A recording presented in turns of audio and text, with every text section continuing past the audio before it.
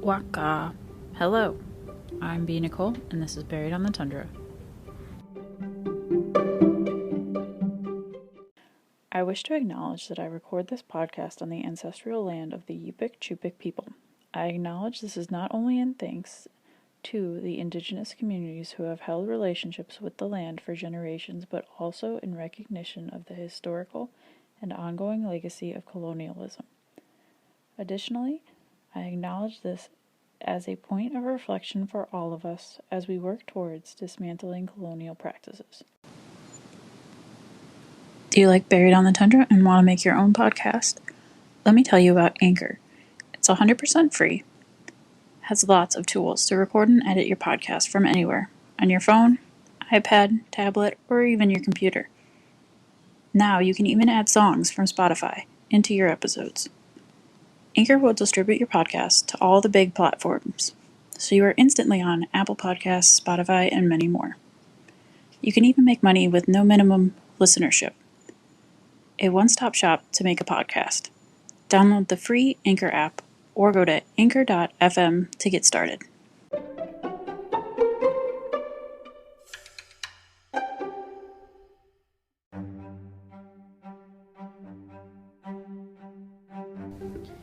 Elim is in a Yupiaq village in the Nome census area. In 2020, there were 366 residents. Elim is 96 miles from Nome. In the prior census, there were 313 people, 84 households, and 69 families residing in the village. The racial makeup at that time was 5.1% white, 92.6% Alaskan Native, and 2.2% were from two or more races. The median income of a household was $40,179, and the median income for a family was $40,893. About 8% of families and 7.9% of the population were living below the poverty line. The importation or sales of alcohol is prohibited in Elim. Some interesting facts: the Iditarod sled dog race goes through Elim to get to Nome. And after Murbach in October of 2022, a couple found a mammoth femur and a blue tusk in Elim.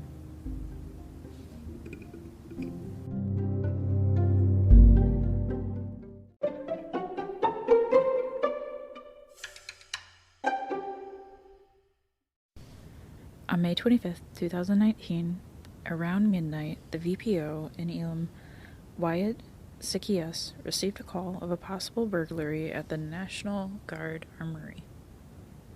Allegedly, once Wyatt arrived at the armory, two individuals, believed to be 37-year-old Theodore and 20-year-old Nicole Sikias, attacked Wyatt by biting, punching, and intentionally smearing their blood on him. In addition, a fire extinguisher was thrown at the VPO. The troopers were called after 6 a.m. the same day, and around 12:25 the troopers arrived. The Alaska State Troopers arrested Theodore and Nicole Sikias, charging them with burglary, assault of a police officer, and criminal mischief. Theodore was given 2 extra charges for resisting arrest and indecent exposure. Both were sent to Anvil Mountain Correctional Center in Nome. The VPO Wyatt was treated at the clinic.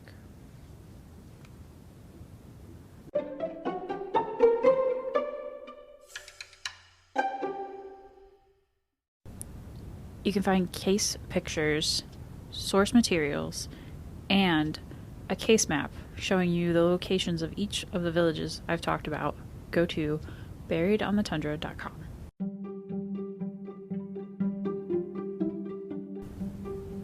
You can follow me on Facebook at Buried on the Tundra. You can also follow me on Instagram at Buried on the Tundra Podcast. Like, subscribe, review the podcast on whatever platform you're using. For the next 2 weeks, Buried on the Tundra is going to be on a break.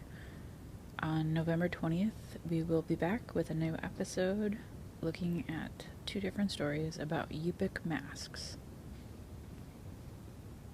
If you'd like to suggest a case, please send an email to buriedonthetundra@gmail.com.